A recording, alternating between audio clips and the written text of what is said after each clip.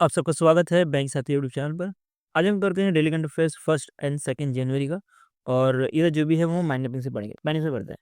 तो पहला न्यूज़ आ रहा है कि कॉप 29 के बारे में पढ़े तो ये होता है कॉन्फ्रेंस ऑफ पार्टी। ये जो कॉन्फ्रेंस ऑफ पार्टी है, ये मोस्टली जो इन्वायरमेंट है उसके बेस पे किया जाता है, ठीक है?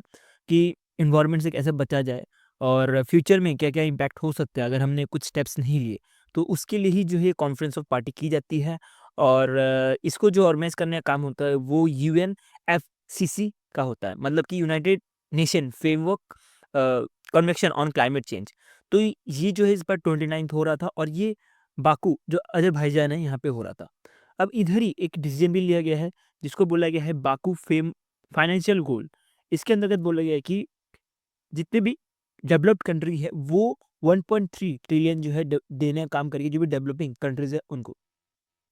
अब डेवलप्ड कंट्री ही क्यों, जो है डेवलपिंग कंट्री को ये इतना ज़्यादा फाइनेंशियल या क्लाइमेट जो फाइनेंशियल दिया जाएगा हर साल। तो ये करने का सबसे बड़ा कारण यही है कि जो भी डेवलप्ड कंट्री है वो ऑलरेडी बहुत ज़्यादा डैमेज कर चुकी है हमारे एनवायरनमेंट को। तो अभी जो भी एनवायरनमेंट पॉलिसीज़ होनी चाहिए या एनवायरनमेंट के लिए जो भी स्टेप्स उठानी चाहिए, जैसे कि मान लीजिए एक छोटा-सा एग्ज़ाम्पल, अगर मान लीजिए कहीं सोलर पैनल लगाना हो या ईवी जो भी इलेक्ट्रिक व्हीकल्स है उसको ज़्यादा से ज़्यादा बूस्ट करना हो, उसके इंफ्रास्ट्रक्चर बढ़ाना हो, तो उसके लिए चाहिए फंडिंग। और फंडिंग जितने डेवलपिंग कंट्रीज़ है सबके पास नहीं है। इंडिया एक डेवलपिंग कंट्री है, मान लीजिए श्रीलंका एक डेवलपिंग कंट्री है। अब श्रीलंका के पास इतना पैसे नहीं है कि वो जो क्लाइमेट से लड़ पाए। तो उसी के लिए जो भी डेवलप्ड कंट्री है जिन्होंने ऑलरेडी डैमेज किया हुआ एनवायरनमेंट को, उनको बोला जाता है कि आप कुछ ना कुछ फंड करो जो भी डेवलपिंग कंट्रीज़ है उनको। तो इस इधर एक गोल रखा गया है, बाकू फाइनेंशियल गोल, जिसका टारगेट है कि 1.3 ट्रिलियन जो है as a financial climate financial देना है हर साल डेवलपिंग कंट्रीज़ को। और अगर हम बात करें इसका सब गोल के बारे में, तो इसके अंतर्गत बोला गया है कि कुछ 3 बिलियन जो है हर साल देना है डेवलप्ड कंट्री को, जो भी डेवलपिंग नेशन है उनको 2035 तक। इससे पहले जो कॉप 21 था, वो हुआ था पेरिस में और ये 2015 की बात है, जिसके अंतर्गत बोला गया था कि जो भी कंट्रीज़ हैं, उनको जो है 100 बिलियन जो है देना पड़ेगा। जो भी कंट्रीज़ हैं, डेवलप्ड कंट्री है, उनको डेवलपिंग कंट्री को 100 बिलियन देना पड़ेगा हर साल। लेकिन ये जो है अब तक पूरा नहीं हो पाया है और 2020 से जो है देना चालू किया था, बट बहुत सारी कंट्रीज़ हैं, जैसे कि डेवलप्ड कंट्री में कौन आती है, यूएसए भी उनमें से एक है, जो कि पैसा जो है नहीं दे रही टाइम पे, ठीक है? और जिसकी वजह से बहुत ज़्यादा प्रॉब्लम हो रही है। अफ्रीका जैसी कंट्री, श्रीलंका जैसी कंट्री, इवन इंडिया जैसी कंट्री को पैसे नहीं मिलने की वजह से वो जितना एनवायरनमेंट के लिए काम करना चाहिए, उतना नहीं कर पा रहे हैं।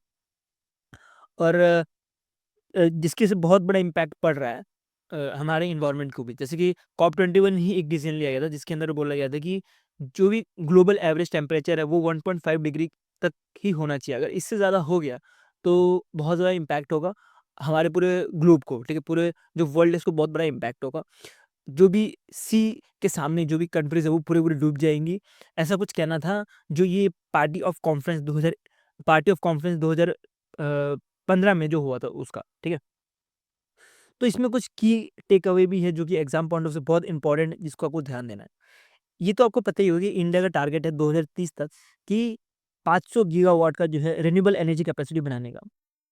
ये पॉइंट आपको याद होगा, लेकिन इसके साथ आपको कुछ और पॉइंट्स भी याद रखना है जो कि इम्पोर्टेंट है, जो कि इनिशिएटिव लिए गए हैं बाय सऊदी अरेबिया, यूएई इनके द्वारा। तो जो सऊदी अरेबिया है, ये वर्ल्ड का पहला कार्बन क्रेडिट एक्सचेंज लॉन्च किया था। उसके बाद जो भी ग्लोबल बैंक्स में आरबीआई आ जाएगा, सेंट्रल बैंक ऑफ चाइना आ जाएगा, यूएसए का वो बैंक आ जाएगा, ठीक है? फेडरल बैंक ऑफ यूएसए जो भी है, तो वो सारे के सारे बैंक्स ने बोला है कि वो मिलके जो है कुछ 120 बिलियन जो है एड करने का काम करेंगे, जो भी पुअर नेशन है इनको, और ये किया जाएगा 2030 तक। तो ये पॉइंट में आपको ध्यान देना है। उसके बाद अज़रबैजान की बात करें, तो अज़रबैजान ने बोला है कि ये 5 ट्रिलियन जो है क्लाइमेट एक्शन टारगेट रखे हैं 2030 तक, ठीक है? तो ये जो है 5 ट्रिलियन देने का काम करेंगे। उसके बाद यूएई की बात करें तो यूएई जो है ग्लोबल एनर्जी एफिशिएंसी अलायंस जो है लॉन्च किया है, जिसके अंतर्गत बोला गया है कि जो भी एफिशिएंसी है उसको डबल किया जाएगा 2030 तक। तो ये भी आपको ध्यान रखना पॉइंट है। उसका एक पहला चैट जीपीटी टूल लॉन्च किया गया है बाय यूएई, जिसका नाम रखा गया है चग। तो ये जो है जो भी जो भी एग्रीकल्चर कम्युनिटीज़ है उसके लिए डिज़ाइन किया गया है, ठीक है? तो इसमें डीप में जाने की ज़रूरत नहीं है, ठीक है? इसमें डीप में जाओगे तो बहुत बड़ा रिपोर्ट है। ये मतलब 40 पेज के आसपास रिपोर्ट है, ठीक है? और इतना बड़ा रिपोर्ट पढ़ने के बाद आपको डेफ़िनेटली एग्ज़ाम में तो कुछ कर नहीं पाओगे। तो इससे अच्छा जो इम्पोर्टेंट पॉइंट है जो मैं आपको बता रहा हूँ इसमें ज़्यादा ध्यान दो और क्वेश्चन जो फँसेंगे यहीं से फँसेंगे, ठीक है? ज़्यादा दिमाग मत लगाओ इधर से उधर और ज़्यादा पढ़ने की ज़रूरत नहीं है, ठीक है? ये 40 पेज का रिपोर्ट है, पढ़ के जाओ 40 पेज का रिपोर्ट, आप पढ़ ही नहीं पाओगे पहली बात तो। और अगर उसको अगर समराइज़ भी कर दिया मान लीजिए 2-3 पेज में भी, तब भी आपको बहुत मुश्किल हो जाएगी उसको रिटेन रखना, ठीक है? तो इसीलिए आप शॉर्ट पढ़ो, क्रिस्प पढ़ो, वही इम्पोर्टेंट है एग्ज़ाम के लिए। उसके बाद नेक्स्ट चलते हैं, नेक्स्ट आ रहा है इंडिया और इटली ने अनाउंस किया है 5 ईयर स्ट्रेटेजी प्लान जो कि डिफेंस, ट्रेड, क्लीन एनर्जी और कनेक्टिविटी को हेल्प करेगा। ये कुछ स्टेप्स लिए गए हैं इन कॉप 29, ठीक है? तो ये सारे के सारे पॉइंट याद रखने आपको इंपॉर्टेंट बहुत ज़्यादा है। उसके बाद नेक्स्ट चलते हैं, नेक्स्ट जो न्यूज़ है वो सेबी की तरफ से आ रहा है कि सेबी ने जो है पोस्टपोन कर दिया है environmental social governance disclosure deadline को। और ये डेडलाइन जो है कंपाइल्ड है with business responsibility sustainability report requirement, ये तरह फ्रेमवर्क है, इसके बारे में आगे बढ़ेंगे। तो ये जो भी E S G disclosure deadline है इसको एप्लीकेबल है जो भी value chain partner of listed company है इनके लिए, और इनको जो है 1 साल का और टाइम दे दिया गया है।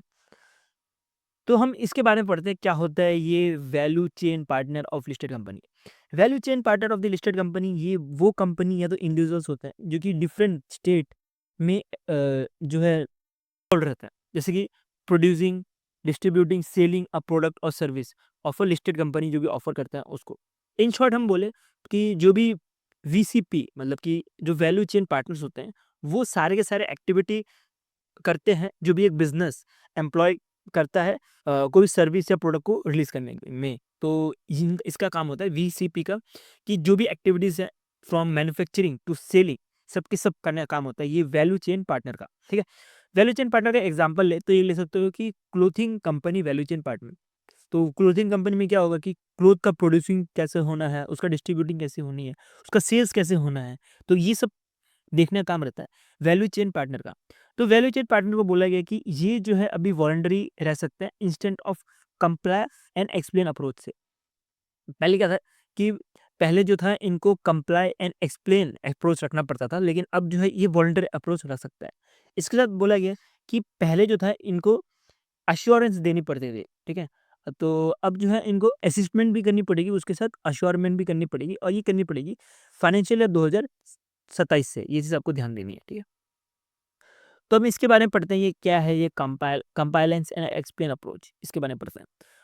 तो कंपाइलेंस एंड जो एक्सप्लेन अप्रोच है ये पहले अप्रोच लिया गया था जिसके अंतर्गत बोला गया था कि जो भी कंपनीज हैं उनको रिक्वायर्ड रहेगी उनका जो environmental social and governance disclosure requirement है उसको डिस्क्लोज करने का।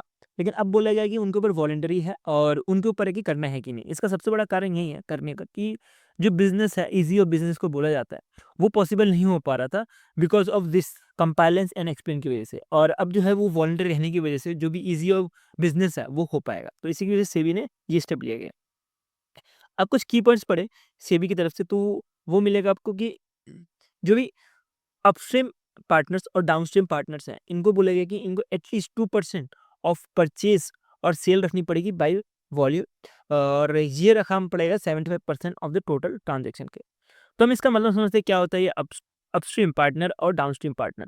अपस्ट्रीम पार्टनर जैसे कि मैन्युफैक्चरिंग हो गया, मैन्युफैक्चरिंग के बाद डिस्ट्रीब्यूशन होगी, ठीक है? मैन्युफैक्चरिंग डिस्ट्रीब्यूशन होगी तो ये सब आता है अपस्ट्रीम पार्टनर के पास। उसके बाद जो है डाउनस्ट्रीम पार्टनर जो सेल करता है। इसका एग्जांपल लेते हैं जैसे कि मान लीजिए कोई एक व्हीकल है, ठीक है? व्हीकल मैन्युफैक्चर हुआ, वो मैन्युफैक्चर होने के बाद जो डिस्ट्रीब्यूटर तक गया, उसके बाद वो गया कहाँ पे जो भी डीलर है उसके पास। तो ये जो भी प्रोसेस है इसको अपवर्ड अपस्ट्रीम पार्टनर बोला जाता है, और उसके बाद जब डीलर जो है सेल करेगा वो आइटम तो उस केस में उसको बोला जाता है डाउनस्ट्रीम पार्टनर। तो इसके लिए बोला गया कि ये जो भी अपस्ट्रीम और डाउनस्ट्रीम पार्टनर्स होंगे इनको बोला है कि कम से कम 2% ऑफ परचेज और सेल्स बाय वैल्यू रहना पड़ेगा। और अगर 2% की बात करें तो ये हो जाता है कुछ 75% ऑफ द टोटल ट्रांजेक्शन की, ठीक है? तो ये बहुत ज़्यादा इंपॉर्टेंट है एग्जाम के लिए। और इसी के साथ बोला है कि अगर जो भी असेसमेंट करनी है, जो थर्ड पार्टी असेसमेंट करनी है, जो भी वीसीपी है उनको, तो उनको जो है करना पड़ेगा as per industry standard forum guideline के हिसाब से। अब इस इंडस्ट्री स्टैंडर्ड फोरम गाइडलाइन की बात करें तो ये एक तरह की टेक्निकल स्टैंडर्ड है इस जो कि बेंचमार्क करता है कोई भी इंडस्ट्री को कि वो मीट कर पाए जो भी ग्लोबल स्टैंडर्ड्स है उसको। तो इसी के लिए जो है ये गाइडलाइन लॉन्च किया जाता है। अब हम बात करते हैं business responsibility and sustainable reporting requirement के बारे में। तो ये भी एक तरह का फ्रेमवर्क है जिसके अंदर का कुछ जो टॉप 1000 लिस्टेड कंपनी हमारे इंडिया में उसको लिस्ट किया जाता है, और ये कैसे जो है इन्वायरमेंटल, सोशल और गवर्नेंस फैक्टर को डिटरमाइन करता है, उसके बेसिस पे ही जो है ये रिपोर्ट निकाला जाता है। ठीक है, तो ये बहुत ज़्यादा इंपॉर्टेंट है। ये न्यूज़ जो है बहुत ज़्यादा इंपॉर्टेंट है, आपको ध्यान देना है। और इसमें से सबसे ज़्यादा इंपॉर्टेंट है आपको ये याद रखना है कि ये जो है वॉलंटरी अब कर दिया गया है instant of compile and explain approach के। और पहले क्या था कि अश्योरेंस देनी पड़ती थी, लेकिन अब इसके साथ असिस्टमेंट और अश्योरेंस भी देने पड़ेंगे जो भी वैल्यू चेन पार्टनर कंपनीज हैं इनको। ठीक है, लिस्टेड कंपनीज हैं इनको, ये चीज़ आपको ध्यान देनी है। नेक्स्ट चलते हैं, नेक्स्ट न्यूज़ आ रहा है highlights of 55 GST council meeting. और ये जैसे जीएसटी काउंसिल मीटिंग के बारे में पता होगा कि इसको लीड कौन करता है, निर्मला सीतारमन जी। तो इन्होंने कुछ चेंजेस किए जीएसटी के ऊपर, तो वो हम पढ़ते हैं जो कि एग्जाम के लिए इंपॉर्टेंट है। इसमें बहुत सारे चेंजेस किए गए हैं, लेकिन जो एग्जाम के लिए इंपॉर्टेंट है उसको कवर करते हैं। तो इसमें बोला गया है कि जो भी पुराने और यूज्ड व्हीकल है इंक्लूडिंग ईवीज, तो उनको जो है पहले जो जीएसटी लगता था वो 12% लगता था, और अब जो है 18% लगेगा। ये एक बहुत मेरे ख्याल से खराब स्टेप है बाय द गवर्नमेंट, बिकॉज़ हमें ईवी को बढ़ाना है। और गवर्नमेंट बोल रही है कि हमें जो भी स्टैंडर्ड जो भी पेट्रोल में जो लगता है, ये मैं जो आपको बता रहा हूँ, sale of all old and used vehicle, ये सिर्फ ईवी के लिए है, ना कि पेट्रोल के लिए है। और पेट्रोल की बात करें तो अभी ऑलरेडी यूज्ड कार में, यूज्ड जो भी कार है या तो व्हीकल्स है उसमें 18% लग रहा है। तो ये 18% का जो बेंचमार्क है, ये सेम करने के लिए ईवी के लिए भी गवर्नमेंट ने क्या किया कि 12 से बढ़ा के 18 कर दिया। पर ये स्टेप करने से क्या होगा, जो भी ईवी के प्राइस हैं, यूज्ड व्हीकल जो भी ईवी जो बेचते हैं, उसका प्राइस बढ़ जाएगा। और ये प्राइस बढ़ने की वजह से जो भी ईवी में जो ग्रोथ होनी चाहिए उतनी ग्रोथ नहीं होगी। अभी इंडिया में ऑलरेडी ईवी की ग्रोथ उतनी नहीं है जितना चाइना में है या बाकी कंट्रीज में जो है। तो कैसे जो है इन्वायरमेंट से इंडिया लड़ पाएगी, और गवर्नमेंट ऐसे स्टेप लेके और इन्वायरमेंट को और ज़्यादा खराब कर रहे हैं। ठीक है, और डेफिनेटली यार ये बेंचमार्क तो ये ऐसा भी हो सकता था कि जो पेट्रोल में जो 18% रखा था उसकी जगह पे 12% हो सकता था। पर ये इन्होंने गवर्नमेंट ने ऐसा नहीं किया, बल्कि जो इलेक्ट्रिक व्हीकल का अ, जो भी जीएसटी था, प्रीवियस जीएसटी, उसको बढ़ा के जो है 18% कर दिया। ठीक है, कोई नहीं, हम आगे बढ़ते हैं। तो आगे भी एक बहुत खराब डिसीजन लिया गया है जो कि आई थिंक पता नहीं किस हिसाब से लिया गया, बट इसमें बोला गया है कि जो भी रेडी टू ईट पॉपकॉर्न होते हैं, तो जो कि पैकेट से मिलते हैं, अगर वो सॉल्ट और स्पाइसी से मिक्स होंगे, तो उसके इसमें पहले जो जीएसटी लगती थी वो 5% की लगती थी, और अब जो है उसमें जीएसटी लगेगी 12% में। उसके बाद वही जो रेडी टू ईट पॉपकॉर्न है, अगर उसको शुगर के साथ मिक्स कर दिया, ठीक है? उसको अगर शुगर के साथ मिक्स कर दिया, तो पहले जो लगता था वो 5% का लगता था, और अब जो है ये 18% का लगता था, ठीक है? तो इसके ऊपर एक बहुत बड़ा बवाल हुआ था कि जो भी जीएसटी रेट्स हैं, वो रेडी टू ईट पॉपकॉर्न के लिए अलग-अलग क्यों है? सॉल्ट के लिए अलग क्यों? शुगर के लिए अलग क्यों? क्योंकि न्यूज़ से तो रमन का ये कहना था कि जो भी रेडी टू ईट पॉपकॉर्न है, जो शुगर है उसका रेट थोड़ा ज़्यादा होना चाहिए एज़ कम्पेयर टू जो सॉल्ट है। वैसे ही अगर मान लीजिए ईवी में भी, अब मान लीजिए कि ईवी में भी कुछ अलग-अलग जीएसटी लेके आ जाएँ, ठीक है? तो गवर्नमेंट आई थिंक बस ट्राई करती है कि कुछ भी करके जीएसटी जो है बढ़ाया जाए और ज़्यादा से ज़्यादा जो है प्रॉफिट गवर्नमेंट को हो। डेफ़िनेटली गवर्नमेंट को जो है टैक्स जाना चाहिए, बिकॉज़ गवर्नमेंट डेवलप कैसे करेगी अगर टैक्स ही नहीं जा गया तो। लेकिन मेन थिंग ये है कि अगर हम कुछ भी डिटरमाइन कर रहे हैं या कोई भी जीएसटी में हम फेर-बदल भी कर रहे हैं, तो उसको समझ के करना चाहिए। ऐसा नहीं है कि सॉल्ट के लिए अलग लगा दिया जीएसटी और जो शुगर है उसके लिए अलग लगा दिया। ये मेरे ख़्याल से बहुत गलत स्टेप था। आई थिंक ये 5% से जो 12% किया ठीक है, लेकिन इधर भी जो है 12% ही होना चाहिए था। नेक्स्ट चलते हैं, जो भी फोर्टिफाइड राइस होता है उसके लिए भी जो है जीएसटी कम किया गया है। और ये पहले था, तो पहले जो था वो 18% था, और ये जो अब जो हो गया वो 5% हो गया। तो ये एक अच्छा स्टेप है बाय द गवर्नमेंट। उसका जीन्स थेरेपी की बात करें तो पहले जो था ये 12% था, और अब जो है ये पूरा का पूरा जीएसटी से ही रिमूव कर दिया गया है। और वो जीन्स थेरेपी ले रहा हो तो उस केस में उसमें कुछ जीएसटी नहीं लगेगी, ऐसा कुछ कहना है गवर्नमेंट का। और ये कहना है 55 जो भी जीएसटी काउंसिल मीटिंग था यहाँ पे। तो ये चीज़ आपको बहुत ज़्यादा ध्यान देनी है, जो भी मैंने आपको रेट्स बताया। और एग्ज़ाम में मेरे ख़्याल से यही से फँसेगा जो भी फँसेगा, ठीक है? ख़्याल से नहीं, डेफ़िनिटली यही से फँसेगा। और कुछ और भी पढ़ लेते हैं जहाँ से क्वेश्चन बन सकते हैं।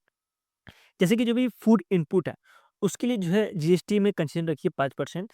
और ये जो गवर्नमेंट ऑफ इंडिया का जो प्रोग्राम है, जो भी ईडब्ल्यूएस सेक्शन के जो लोग होते हैं, उनके लिए जो है ये रखा गया है। उसके बाद मोटर व्हीकल एक्सीडेंट फंड, जब भी कभी एक्सीडेंट होता है तो उसके लिए एक फंड रखी जाती है जो उसको बोला जाता है मोटर व्हीकल एक्सीडेंट फंड, जिसके अंतर्गत जो भी पर्सन का जो एक्सीडेंट होगा उसको जो है पैसे दिए जाते हैं। तो ये जो भी जनरल इंश्योरेंस कंपनी है, इनको जो है इससे एक्सपेक्ट किया गया है, तो अब तो इनके ऊपर 0% टैक्स लगने वाला है। उसका पेमेंट एग्रीगेटर जो भी बनेंगे, अगर उनका ट्रांजेक्शन 2000 से कम है, तो उस केस में वो जो है जीएसटी से माफ़ है, ऐसा कुछ कहना है ये काउंसिल मीटिंग का, जीएसटी काउंसिल मीटिंग का। लेकिन इसमें पेमेंट गेटवे जो रहेंगे वो उनको एक्सक्लूड किया गया, तो इसे आपको ध्यान देनी है। उसके बाद बोला गया कि कोई जीएसटी नहीं लगेगा पेनल्टी चार्जेस पे। आपको जो भी अगर बैंक्स हैं, एनबीएफसीज़ हैं या जो भी फाइनेंशियल इंस्टीट्यूट्स हैं, अगर वो नॉन कंप्लायंस विद लोन करते हैं तो उस केस में उनके ऊपर कोई भी जीएसटी नहीं लगेगा, ऐसा कुछ कहना है जीएसटी काउंसिल मीटिंग का। ये चीज़ आपको ध्यान देनी है। नेक्स्ट चीज़ बढ़ते हैं। आरबीआई ने एक 8 मेंबर की कमेटी बनाई है, जिसका काम रहेगा कि जो भी एआई है, उसको कैसे जो है हम एथिकली और रिस्पॉन्सिबली यूज़ करें फाइनेंशियल सेक्टर में। तो उसके लिए एक रिपोर्ट बनाने के लिए बोला गया है टू पुष्पक भट्टाचार्य जी। पुष्पक भट्टाचार्य जो है आईआईटी बम्बई के जो है प्रोफेसर हैं। तो इनको बोला गया है कि जो भी एआई है हम कैसे उसको रिस्पॉन्सिबली और एथिकली जो है यूज़ किया जाए फाइनेंशियल सेक्टर में, उसके लिए एक रिपोर्ट बनाने का बोला गया है और ये रिपोर्ट जो है 6 महीने के अंदर ही देने के लिए बोला गया by RBI. Next at the next, Punjab जो है 5th स्टेट बन चुका है जो कि 100% जो है पाइप वाटर सप्लाई देने का काम कर रहा है रूरल हाउसहोल्ड को, और ये दिया जा रहा है अंडर दी जल जीवन मिशन स्कीम के अंतर्गत, जिसके अंतर्गत बोला गया था कि हर एक घर में जो है टैप वाटर पहुंचना चाहिए। तो पंजाब जो है 5th स्टेट बन चुका है और जो जो भी रिमेनिंग स्टेट्स हैं आई थिंक इधर ऐड करना चाहिए था। वो मैं आपको यहाँ पे जब पे पीडीएफ प्रोवाइड कर दूँगा आपको ऐड कर दूँगा कि कौन-कौन से और स्टेट्स हैं जो कि 100% जो है पाइपलाइन वाटर कवरेज दे रहे हैं, ठीक है? तो उसमें से एक गोवा है और बाकी रिमेनिंग जो भी रहेंगे हम इधर ऐड कर देंगे तो आपको वहाँ से मिल जाएगा। नेक्स्ट चलते हैं। नेक्स्ट न्यूज़ में बढ़ते हैं कि चाइना का जो स्पेस स्टेशन है, जैसे इंटरनेशनल स्पेस स्टेशन है, जैसे कि अर्थ है, तो अर्थ के आसपास जो है इंटरनेशनल स्पेस स्टेशन घूम रहा होता है। तो वैसे ही जो है चाइना का खुद का एक इंटरनेशनल स्पेस स्टेशन है, जो कि अर्थ के आसपास 24/7 360 डेज़ जो है घूमता रहता है। तो ये स्पेस स्टेशन में 2 एस्ट्रोनॉट ऐसे थे जो कि इस स्पेस स्टेशन से बाहर निकले और स्पेस वॉक जो है किए, और ये जो है स्पेस वॉक इन्होंने टोटल 9 घंटे का किया है, जिसकी वज़ह से ये पहले एस्ट्रोनॉट बन चुके हैं जो कि स्पेस वॉक सबसे लंबा किए हैं। मतलब स्पेस में जो है सबसे लंबा जो है बाहर, मतलब जो भी इनका स्पेस स्टेशन है वहाँ से सबसे ज़्यादा जो है बाहर निकलने वाले 2 एस्ट्रोनॉट बन गए हैं, ये चाइना के 2 एस्ट्रोनॉट। तो इससे पहले जो स्पेस रिकॉर्ड था, स्पेस वॉक रिकॉर्ड था, वो था नासा का, और नासा के 2 एस्ट्रोनॉट थे जिन्होंने 2001 में जो है ये रिकॉर्ड बनाया था, और ये जो है स्पेस वॉक किया था 8 घंटे 56 मिनट के लिए, और इन्होंने सिर्फ़ 4 मिनट ज़्यादा करते हुए इन्होंने जो है ये वर्ल्ड रिकॉर्ड बना दिया है। तो ये चीज़ आपको ध्यान देनी बहुत इंपॉर्टेंट है एग्ज़ाम पॉइंट ऑफ व्यू से, और ये 2 पर्सन के नाम आपको डेफिनिटली याद रखने हैं। नेक्स्ट चीज़ में बढ़ते हैं। तो अब हम बात करते हैं जो भी टेबुलर फॉर्म वाले कंटेंट है उसके बारे में, और अब जो माइंड मैपिंग वाला कंटेंट खत्म हो गया। अब आरबीआई पेनल्टी की बात करें तो पहले जो है इंडसइंड बैंक को जो है पेनल्टी लगी है 47.30 लाख का, और इन्होंने नॉन कंप्लायंस दिखाया है with interest rate on deposit, तो इनके लिए इस वजह से जो है इनके ऊपर पेनल्टी लगाई है। दूसरी जो पेनल्टी लगाई है वो मनप्पुरम फाइनेंस के ऊपर लगाई है कि इन्होंने जो है नॉन कंप्लायंस दिखाया है विद केवाईसी, और इनके ऊपर जो लगाई है वो 20 लाख की लगाई है। उसके बाद इंडियन बैंक की बात करें तो इंडियन बैंक के ऊपर 5.85 लाख की जो है पेनल्टी लगाई है कि इन्होंने जो है श्रीलंका फाइनेंशियल ट्रांजैक्शन में जो है कंप्लायंस नहीं दिखाया है, ठीक है? तो ये जो है श्रीलंका की तरफ से लगाई है, ना कि इंडिया की तरफ से लगाई है, और आई थिंक ये आरबीआई पेनल्टी नहीं, आई थिंक पेनल्टी होनी चाहिए, ठीक है? कोई नहीं, तो ये जो है इंडियन बैंक के ऊपर लगाई है बाय द जो श्रीलंका का जो बैंक है उन्होंने, ठीक है? तो इस आपको ध्यान देनी है। और ये लगाई गई है क्योंकि जो भी श्रीलंका में जो इंडियन बैंक का जो ब्रांच होगा वहाँ पे कुछ इन्होंने इस फाइनेंशियल ट्रांज़ैक्शन में कुछ घपला किया जिसकी वजह से इनके ऊपर ये पेनल्टी लगाई है। उसके रिपोर्ट की बात करें तो ये है नेक्सस रिपोर्ट जो कि सबमिट किया गया है by inter governmental science policy platform on biodiversity and ecosystem service, और इसके अंतर्गत बोला गया है कि pollution pollution is the key driven of biodiversity loss, water quality decline and health issue. ये सब तो हमको पता ही है, बस इस रिपोर्ट में ये चीज़ बता दी गई है।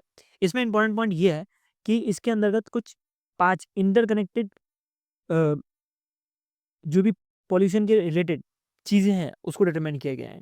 वो आपको ध्यान देना है, एग्ज़ाम्पल बहुत इंपॉर्टेंट है। पहला चीज़ है बायोडाइवर्सिटी, दूसरा है वाटर, तीसरा है फूड, चौथा है हेल्थ एंड पाँचवाँ है क्लाइमेट चेंज। तो ये 5 जो है आपको याद रखना है अंडर दिस रिपोर्ट, ठीक है? और रिपोर्ट की बात करें तो एग्ज़ाम में बहुत कम चांस होते हैं कि रिपोर्ट में ज़्यादा पूछा जाए, और पूछा जा भी जाता भी है तो मतलब ज़्यादा डीप में नहीं पूछा जाता, ऊपर-ऊपर से पूछा जाता है, तो आप यहीं से पढ़ना, ज़्यादा डीप में जाने की ज़रूरत नहीं है रिपोर्ट में भी, ठीक है? नेक्स्ट न्यूज़ में बढ़ते हैं। तो नेक्स्ट न्यूज़ है फर्स्ट न्यूज़। तो ये बहुत ज़्यादा इंपॉर्टेंट है क्योंकि 2 फर्स्ट न्यूज़ आपको आ रहे हैं एग्ज़ाम में और फर्स्ट न्यूज़ से डेफ़िनेटली बहुत सारे क्वेश्चंस आते हैं। इसमें अगर फर्स्ट न्यूज़ की बात करें तो पहला जो न्यूज़ है कि इंडिया का पहला बॉर्डर सोलर विलेज बनाया गया है और ये बॉर्डर सोलर विलेज जो है गुजरात में बना है और इस प्रो ये जो बॉर्डर सोलर विलेज है इसके लिए जो है 1.16 करोड़ रुपए देने के काम किया था अंडर द प्रधानमंत्री सूर्य घर मुक्त बिजली योजना में। तो इसके बारे में हमने ऑलरेडी जो स्कीम वाला पीडीएफ है उसमें आपको डिटेल में समझाया गया है और ये जो है फंड किया गया है जो भी अ, जो भी ये स्कीम के अंतर्गत 59.81 लाख का जो सब्सिडी था उसके अंतर्गत, ठीक है? तो ये चीज़ आपको ध्यान देनी है। नेक्स्ट जो है इंडिया का पहला जीरो वेस्ट एयरपोर्ट बनाया गया है इंदौर में, ये भी आपको ध्यान देना है। देवी हलकोर एयरपोर्ट जो कि इंदौर में बनाया गया मध्य प्रदेश में। तो ये जो है लॉन्च किया गया है by ministry of civil aviation. तो मिनिस्ट्री ऑफ सिविल एविएशन ने इसको लॉन्च किया है और जीरो वेस्ट की बात करें तो जीरो वेस्ट जो भी एयरपोर्ट है वो 4 स्ट्रेटेजी फॉलो करते हैं। एक होता है रिड्यूस, दूसरा है रीयूज, तीसरा है रिसाइकिल और चौथा है रिस्टोर। तो ये 4 वेस्ट मैनेजमेंट में जो है काम करता है ये एयरपोर्ट और ये जो भी इनिशिएटिव है ये लिया गया था बाय इंडिगो जो रिसर्च है इनके द्वारा, एयरपोर्ट अथॉरिटी ऑफ इंडिया के द्वारा और एएएस फाउंडेशन के द्वारा। तो ये प्रोजेक्ट जो है ये 3 ऑर्गेनाइजेशन मिलके जो है इसको डेवलप किया। तो ये बहुत इंपॉर्टेंट है ये प्रोजेक्ट और किसने जो है डेवलप किया ये भी। उसका एक अवार्ड की बात करें तो ये मिल रहा है order of Mubarak the great और ये अवार्ड जो है कुवैत ने दिया है। कुवैत ने किसको दिया? प्राइम मिनिस्टर नरेंद्र मोदी जी को दिया है और ये हाईएस्ट नेशनल अवार्ड है कुवैत का। तो ये चीज़ आपको ध्यान देनी है। नेक्स्ट न्यूज़ में बढ़ते हैं। तो ये कुछ एमयूज़ हैं जो कि साइन किए गए हैं बिटवीन 2 ऑर्गेनाइजेशन। तो ये पहला जो एमयू मिलेगा आपको पंजाब नेशनल बैंक की तरफ से कि पंजाब नेशनल बैंक ने जो है federation of cold storage association of India के साथ पार्टनर किया है।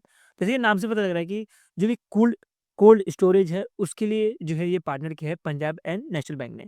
तो दोनों मिलके जो भी एग्रीकल्चर इंफ्रास्ट्रक्चर है या जो कोल्ड चेन डेवलपमेंट है हमारे इंडिया में वो बढ़ाने का काम करेगी। इसके अंतर्गत जो मॉडर्न स्टोरेज इंफ्रास्ट्रक्चर है वो बिल्ड किया जाएगा और जिसकी वजह से जो पोस्ट हार्वेस्ट लॉसेस होते हैं वो कम से कम होंगे। इसी वजह से ये साइन किया गया है। उसका नेक्स्ट जो एमयू साइन किया गया है वो क्या है? Satcom industry association of India और ये क्या है? Ghana space science and technology institute के साथ। तो घाना एक कंट्री है जिसके साथ ये एमयू साइन किया है, ये सबको ध्यान देनी है। तो ये एक तरह के शॉर्ट सैटेलाइट कम्युनिकेशन होने वाली है जो कि एनहांस करेगी सैटेलाइट कम्युनिकेशन को और जो भी स्पेस इंडस्ट्री है उसको ब्रॉड करने का काम करेगा। ये सबको ध्यान देनी है। ये 10 पॉइंट है नहीं, ठीक है? ये लेसन बॉन्ड में आता है, ये सबको पता होनी चाहिए। उसके बाद नेक्स्ट चले तो ये एक हैदराबाद बेस्ड कंपनी है एरोस्पेस प्राइवेट लिमिटेड जिन्होंने ब्लेड इंडिया के साथ पार्टनर किया है और ये कुछ 60 vertical take off and landing aircraft launch करने वाली है। अब vertical take off and landing aircraft जैसे नाम से पता लग रहा है कि वर्टिकली जो है ये टेक ऑफ करेगा और ये लैंडिंग भी जो है वर्टिकली फॉर्म में ही होने वाला है। तो ये सबको ध्यान देनी है। तो इसके अंतर्गत जो भी कार्गो एयरक्राफ्ट है कुछ 50 बनाए जाएँगे और कुछ पैसेंजर एयरक्राफ्ट जो है 10 बनाए जाएँगे। उसके बाद Uttar Pradesh as a state ने पार्टनर किया है जापान के साथ और ये जो है जो भी एनवायरनमेंट कल्चरल और इकोनॉमिक कोऑपरेशन है उसको इम्प्रूव करने के लिए एमओयू साइन किया गया है। उसके बाद Indus investor education and protection fund authority जैसे पता लग रहा है कि ये एजुकेशन में जो है फंड देने का काम करता है। इन्होंने पार्टनर किया है association of chartered certificate accountant जो कि सीए जो सीए का जो सर्टिफिकेट देता है जो सीए का एग्जाम कंडक्ट कराता है वो करवाता है। तो ये जो है फाइनेंशियल एजुकेशन देने का काम करेंगे पूरा नेशन में, ठीक है? ये दोनों मिलके जो है फाइनेंशियल एजुकेशन देने का काम करेंगे, इस सबको ध्यान देनी है और ये जो है कुछ 4 साल लंबा पार्टनरशिप होने वाला है जिसके अंतर्गत जो भी यूथ है उनको एजुकेट किया जाएगा कैसे जो है बेसिक फाइनेंशियल कॉन्सेप्ट्स वो सीखे जाए, ठीक है? तो ये बहुत ज़्यादा इंपॉर्टेंट है एग्जाम के लिए, सबको ध्यान देनी है। इधर जो है इंपॉर्टेंट आपको ये 2 पॉइंट मिलने वाला है, बाकी भी इंपॉर्टेंट लेकिन बाकी थोड़ा लेस इंपॉर्टेंट में आता है, ठीक है? नेक्स्ट न्यूज़ में बढ़ते हैं। तो नेक्स्ट ये कोलैब है। तो ये किया जा रहा है Tata power renewable energy limited Canada bank के साथ मिलके।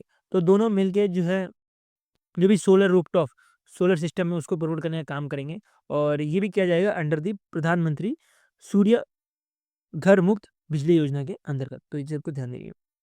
नेक्स्ट एक अप्रूवल पड़े तो चाइना जो है वर्ल्ड का लार्जेस्ट हाइड्रो पावर डैम बनाना जा रहा है और ये बनाएगा जो यरगुल रिवर है यहाँ पे, ये ब्रह्मपुत्र रिवर को ही जो है चाइना में यरगुल रिवर बोला जाता है। तो ये एक सबसे बड़ा हाइड्रो पावर डैम बनाए जा रहे हैं और ये जो है चाइना का 5th लार्जेस्ट डैम है, ठीक है?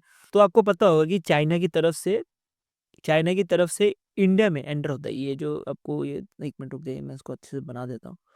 तो ये मान लीजिए ये रिवर है ब्रह्मपुत्र रिवर, तो ब्रह्मपुत्र रिवर अब ये मान लीजिए इंडिया का बॉर्डर है, थोड़ा इमेज खराब बन रही है। तो ब्रह्मपुत्र रिवर ऐसे आती है और यहाँ पे गिर जाती है। तो जब चाइना में ब्रह्मपुत्र रिवर आ रही होती है तो उसको यरगन बोला जाता है और उसके बाद जब इंडिया में घुस जाती है तो उस केस में उसको ब्रह्मपुत्र बोला जाता है। तो इस चीज़ आपको ध्यान देनी है।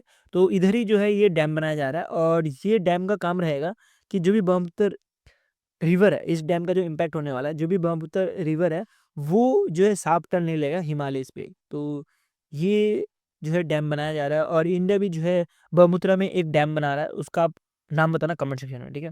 उसके ऊपर रिसर्च करो, उसका एक नाम बताना क्या नाम है। नेक्स्ट न्यूज़ में पढ़ते हैं तो कुछ लॉन्चेस हैं। तो ये आ रहा है आईसीआईसी बैंक की तरफ से। आईसीआईसी बैंक ने जो है लॉन्च किया है Times Black ICIC credit card.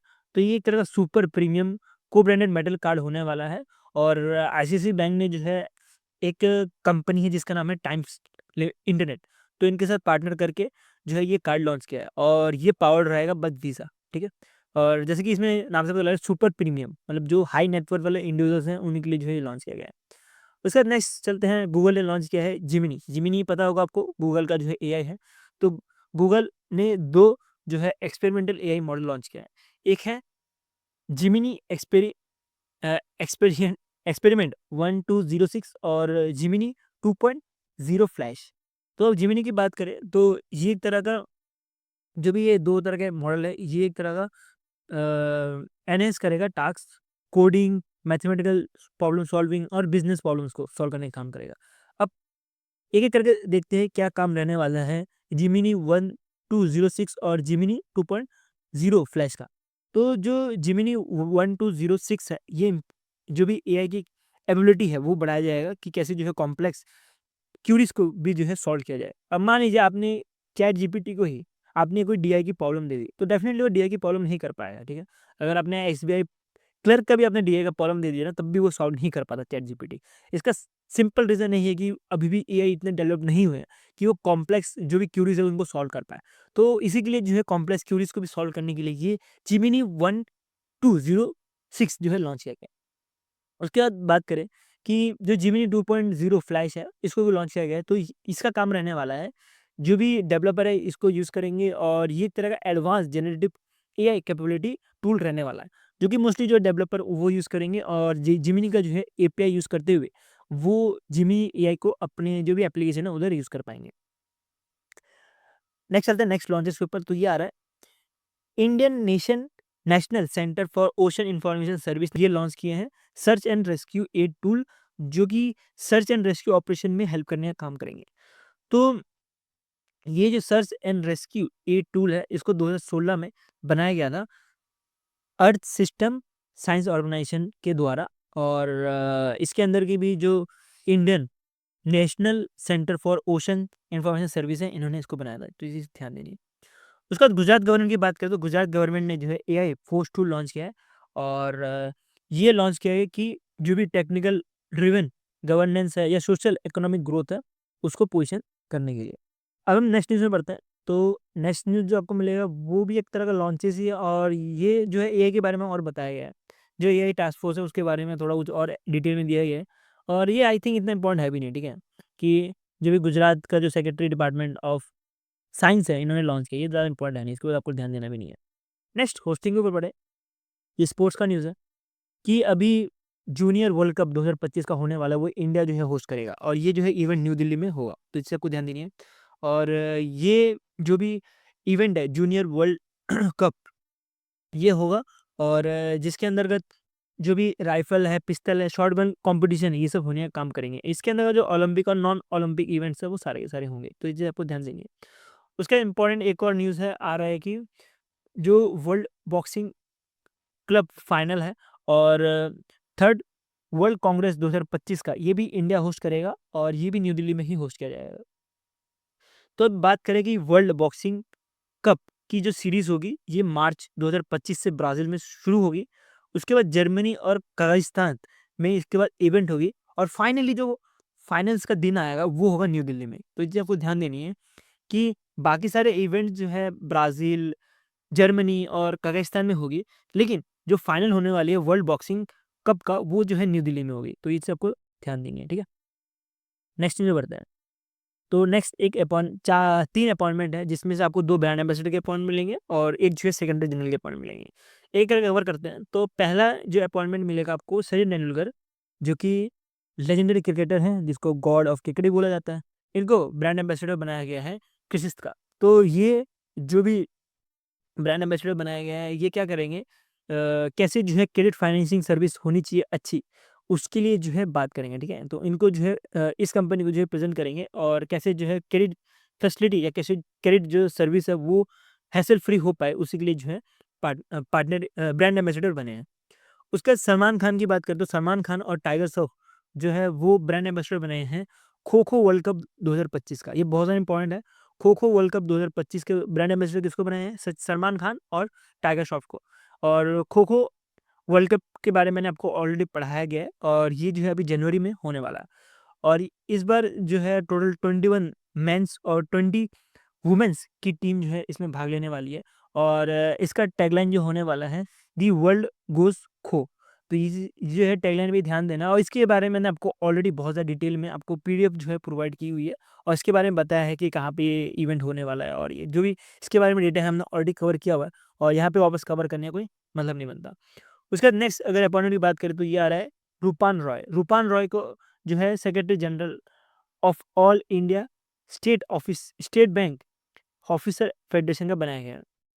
तो इससे पहले दीपक कुमार शर्मा जी थे और अब जो है बन चुके हैं रूपम रॉय जी। तो रूपम रॉय जी जो है वो अब सेक्रेटरी जनरल बन चुके हैं और जो न्यूली इलेक्टेड प्रेसिडेंट बने हैं स्टेट बैंक ऑफिसर एसोसिएशन का, तो वो आपको मिलेगा अरुण कुमार बिश्नोई जी। तो ये चीज़ आपको ध्यान देनी है कि अरुण कुमार बिश्नोई जी को जो है newly elected A A I S B O F president बनाया गया है। ठीक है? तो ये जो एसबीआई का जो अभी एग्ज़ाम होने वाला है तो इसमें बहुत ज़्यादा इम्पोर्टेंट है कि जो एसबीआई ऑफिसर फेडरेशन ने जो है सिलेक्ट किया है एज़ अ जनरल सेक्रेटरी किसको? रूपन रॉय को और जो प्रेसिडेंट सिलेक्ट किया गया है वो किया गया है अरुण कुमार जी को। तो ये चीज़ आपको ध्यान देनी है, बहुत ज़्यादा इम्पोर्टेंट है एग्ज़ाम के लिए।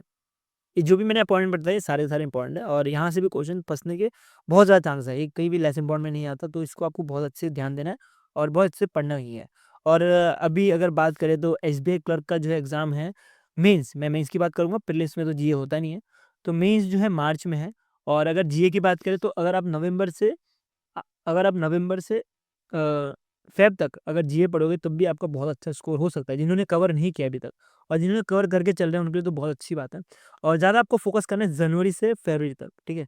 और आप डेफ़िनेटली मेरा डेली फ़ॉलो कर सकते हो, या किसी का भी डेली फ़ॉलो कर सकते हो और जो भी कंटेंट है थोड़ा-सा ज़्यादा डिटेल में पढ़ो। कुछ चीज़ें हैं जो डिटेल में पढ़नी होती है, जैसे सेबी के न्यूज़ हो गए, आरबीआई के न्यूज़ हो गए और कुछ चीज़ें ऐसी होती हैं जिसको आपको डिटेल में नहीं पढ़नी होती है, ठीक है? तो वो चीज़ आपको पता होनी चाहिए, क्या चीज़ नहीं पढ़नी है और क्या चीज़ पढ़नी है और वो चीज़ आप तभी समझ सकते हो, अगर आपका एक्सपीरियंस है और आपने ऑलरेडी बहुत सारे एग्ज़ाम्स अटेम्प्ट किए हैं, आपने बहुत सारे एग्ज़ाम्स क्लियर किए हैं तभी, ठीक है? और वही मेरा और जो बैंक साथी का काम है कि आपको शॉर्ट और क्लिप्स में जो है कंटेंट दिए जाए, जिसके से आपको अभी और जो रीज़न है, उधर भी आपको हेल्प हो। और आप डेफ़िनेटली यहाँ से जो भी कंटेंट है वो पढ़ने के बाद आप क्वेश्चन अटेम्प्ट करना जो भी डिफरेंट प्लेटफॉर्म्स है वहाँ के और आपको डेफिनेटली वहाँ से भी आपको आराम से जो है क्वेश्चन आप अटेम्प्ट कर लोगे, ठीक है? और बहुत सारे वो लोग क्वेश्चन भी आप एमसीक्यूज़ भी देखोगे तो बहुत फालतू एमसीक्यूज़ डाले जाते हैं कुछ-कुछ और वो सब भी आपको ध्यान देनी है, आप उनसे बचना है, फालतू एमसीक्यूज़ ज़्यादा अटेम्प्ट नहीं करने और ज़्यादा फोकस करना है रिवीजन में, ठीक है? रिवीजन करना और ज़्यादा से ज़्यादा एमसीक्यूज़ लगाने हैं, तभी आपका एग्ज़ाम क्लियर होगा। और जैसे कि मैं डेली करंट अफेयर्स ने दिसंबर में बनाना चालू किया था, बट किसी कारणवश मैं नहीं कर पाया बट अब जो जनवरी है 2025 यहाँ से मैं आपको डेफ़िनेटली बोलूँगा कि डेली, वीकली जो है और मंथली जो है वीडियोज़ जो है टाइम पे आएँगे, ठीक है? और दिसंबर में डेफ़िनेटली जो 2024 की बात होगी उसकी बात छोड़ देते हैं, दिसंबर की वीडियोज़ छोड़ दो, लेकिन जनवरी से अब आपको कंटिन्यूअसली वीडियो मिलने चालू हो जाएँगे। और ये जो हो गया हमारा डेली करंट अफेयर्स आज का, थोड़ा वीडियो लंबा हो गया बट बहुत सारे करंट अफेयर्स ऐसे थे पेंडिंग मेरे साइड से भी जो इम्पोर्टेंट करंट अफेयर्स थे उसको कवर करना था, उसको डिस्कस करना था, जिसके लिए वीडियो थोड़ी लंबी बन गई। बट वीडियो अच्छी बनी है और आपको जो भी एक्सप्रेशंस है, जो एग्ज़ाम पॉइंट ऑफ व्यू से इम्पोर्टेंट है, वैसे आपको एक्सप्लेन किया भी गया है इस वीडियो में। सो अगर अभी तक आपने मेरा टेलीग्राम ग्रुप जॉइन नहीं किया है, तो आप जॉइन कर सकते हो by clicking on this link banking साथी, जहाँ पे आपको इसी माइंड मैपिंग फॉर्म में ही आपको जो भी पीडीएफ है वही प्रोवाइड की जाती है, वीकली मंथली के भी। और अगर वीडियो अच्छा लगा तो लाइक कर देना, और आपको ऐसी करने देखने सब्सक्राइब टू चैनल। अभी के लिए हम इतने रखते हैं। Thank you for watching this video.